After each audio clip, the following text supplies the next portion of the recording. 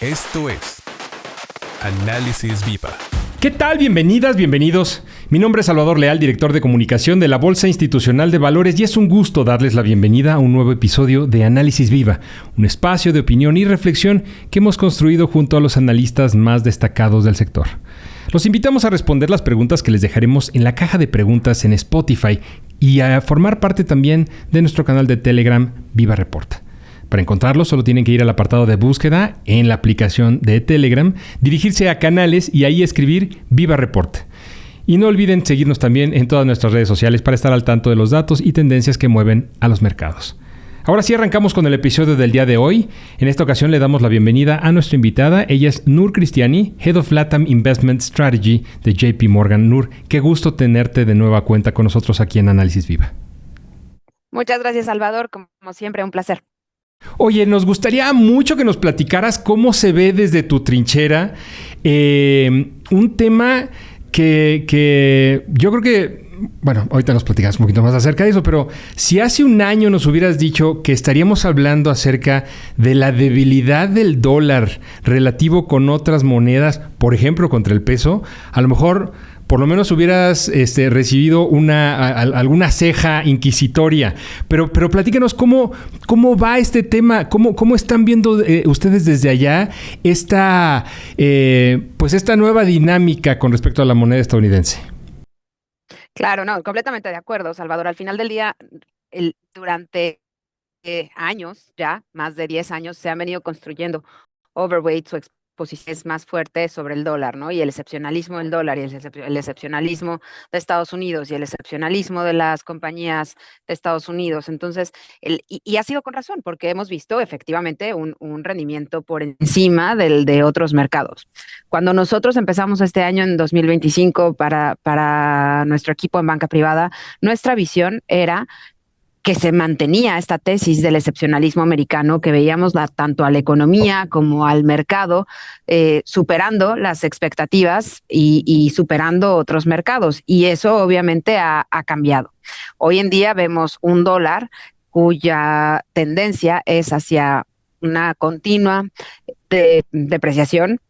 No es para nada el cuestionar el dólar o el estatus del dólar como moneda de reserva de valor, en absoluto. No hay simplemente ningún otro activo en el mercado financiero que tenga hoy en día la profundidad, la liquidez que tiene el dólar como para poder soportar la cantidad y, de nuevo, profundidad de transacciones que se dan día a día. Pero lo que es una realidad es que ante un escenario de mayor endeudamiento posible, de un crecimiento probablemente más acotado, riesgos de inflación que se reflejan en parte en el desanclamiento de las expectativas de largo plazo, eso nos lleva hoy a ver un entorno cíclico, que cíclico puede durar varios años, de que se vayan deshaciendo toda esa serie de overweights o de sobreexposición que se construyeron sobre el dólar versus otras monedas. Y mencionaste el peso. Estuve en México la semana pasada acompañando a nuestro equipo y la realidad es que es bien importante enfatizar este punto. No es una fortaleza del peso. No es una fortaleza del real brasileño, no es una fortaleza del peso colombiano. Esta apreciación la hemos visto en toda la región, estos movimientos los hemos visto en toda la región. Para que nos demos un ejemplo, estamos muy contentos por la apreciación del peso en México, pero el real brasileño está arriba 12% en lo que va del año. Entonces, no es una cuestión de solidez de las monedas, de otras monedas, en particular de las monedas latinoamericanas, sino es realmente la depreciación y la debilidad del dólar.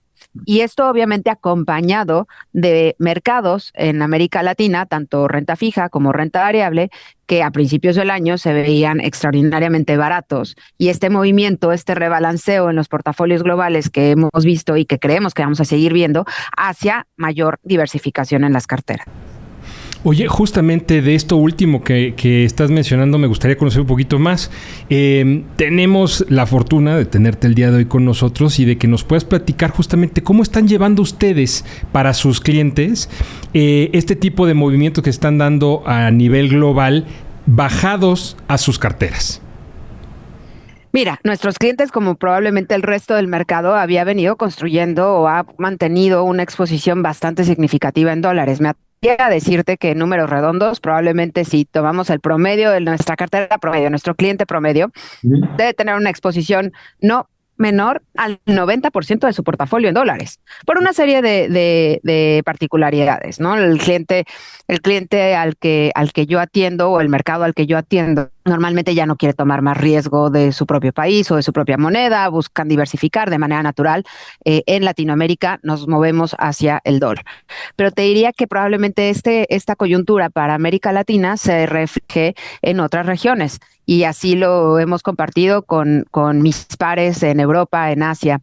Hay un sesgo muy importante en las carteras de nuestros clientes individuales, personas físicas, hacia el dólar, que emula justamente lo que te decía antes de los portafolios institucionales. ¿En qué ha cambiado nuestra recomendación? Te decía al principio del año hablábamos del excepcionalismo tanto del mercado como de la economía norteamericana o en particular Estados Unidos, y eso ha venido dándose la vuelta o se ha puesto en tela de juicio. Hoy en día, para nosotros, en términos de recomendaciones para nuestros clientes, Estados Unidos sigue siendo una parte central, ancla de los portafolios, y eso es bien importante enfatizarlo porque no significa que si tienes 90% de tu cartera invertida en dólares, tengas que vender todo y ahora tener 90% de tu cartera invertida en otra moneda. No es así. Es el reconocer que hay riesgos en el horizonte que al mismo tiempo se conjugan con un escenario posiblemente algo menos negativo en otras regiones del mundo, particularmente mercados desarrollados y en específico Europa y Japón, en donde ese valor relativo, y esa es una parte clave cuando hablamos de monedas, el valor relativo del dólar contra el euro o contra el yen puede continuar debilitándose. Así que, aterrizándolo a la respuesta para tu pregunta, Salvador, nuestra recomendación para los clientes es justamente el reconocer la sobreexposición que se ha construido al dólar.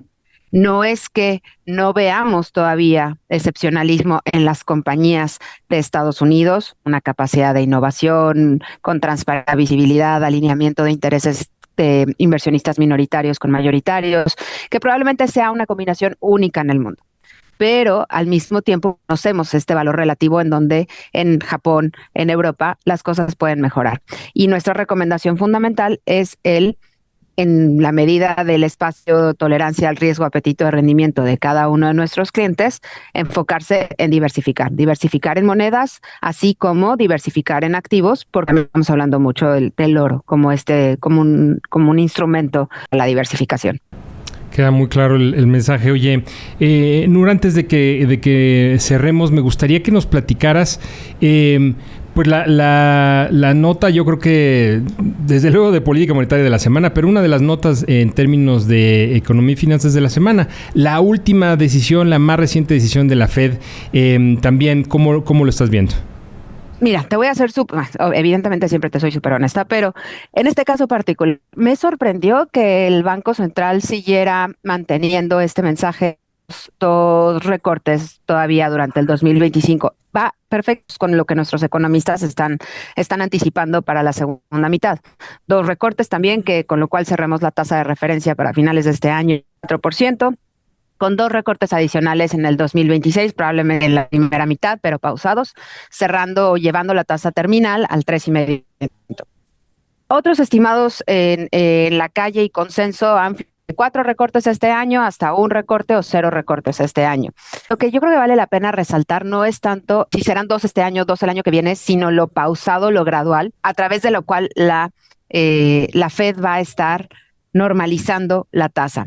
Y sobre todo el mensaje que manda después del comunicado de hoy, después de la reunión de hoy, de que la economía todavía enfrenta incertidumbres importantes, tanto en términos de crecimiento como en términos de inflación, un poquito aludiendo a este escenario de estanflación que mucho se ha debatido en el mercado en las semanas recientes, hasta meses recientes. Justamente alineado con eso, la Fed revisó sus expectativas de crecimiento para este año ligeramente por debajo de donde las tenía, hacia un 1.4%, con una anticipación de un ligero incremento a su pronóstico para la tasa de desempleo del 4.5% y algo más de inflación, cerrando posiblemente este año alrededor de 3%. Nosotros tenemos un escenario un poquito más negativo para la economía. Vemos un crecimiento por debajo de 1, una inflación por encima del 3, alrededor del 3.4. Pero sí es importante resaltar que este camino de normalización y expansión de política monetaria va a ser definitivamente muy gradual hasta ir viendo cómo se desenvuelven las definiciones de los aranceles, el impacto que esto pueda tener en la economía y qué tanto de ello se pueda absorber con márgenes históricamente altos por parte de las empresas, lo vimos así ya en los reportes del primer trimestre en Estados Unidos, y qué tanto se le van a pasar al consumidor y los impactos que la política migratoria de la administración pueda tener tanto a nivel salarial como a nivel costo de otros insumos. Así que todo eso y esa dependencia de conforme vayan saliendo los indicadores económicos va a ser algo que tanto como nosotros, como probablemente el resto del mercado, estemos muy alineados. ¿Cuál es el mensaje con el cual me gustaría dejarte a ti, Salvador, y a toda nuestra audiencia alrededor de esto? Es el darnos cuenta de que la volatilidad que vimos en estos primeros, digamos que 4 meses del año, porque el primero no cuenta y todo esto realmente empezó más bien hacia finales de enero, 4 o 5 meses del año, va a continuar. Y es una de las tesis centrales para nosotros en el equipo de estrategia de banca privada, justamente el reconocer que este año es un año de diversificar, como lo mencioné antes, porque va a ser un año todavía de alta volatilidad.